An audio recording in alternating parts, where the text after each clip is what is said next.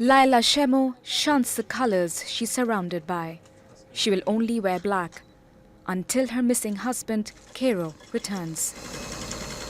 She's one of the estimated more than 6,000 Yazidi girls and women who were kidnapped and sold into slavery by ISIL fighters. She makes dresses to sell for a few dollars in a camp for the internally displaced people in northwestern Iraq. If I was sitting here with one hand on top of the other, I'd be constantly thinking about what ISIL did to me, why my husband isn't here, where my 2 kids are, and about my 9 relatives still in ISIL's hands.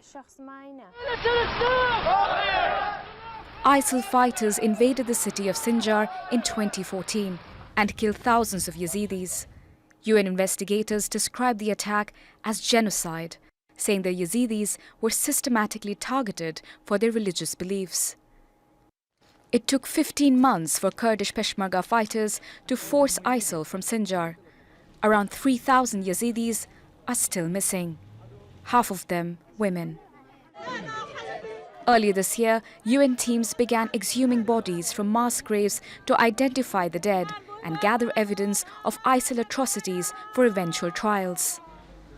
But for forensic specialists, matching samples with Yazidi survivors isn't easy, because they're scattered both in Iraq and abroad.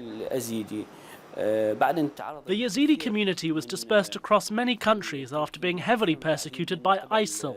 For example, there are 2,200 Yazidi families in Germany that I aspire to reach to get DNA samples and match them.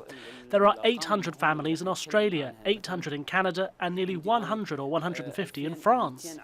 Some families are losing hope of learning the fate of their relatives. There's no more Daesh, not in Iraq, not in Syria, not anywhere. That aggressive Daesh that was able to keep prisoners. And in the Al-Hol camp, there are only women and children, no men. But it would still be better to know than not to know. Closure that the Yazidi community desperately needs as it struggles to rebuild. Priyanka, Gupta, Al Jazeera.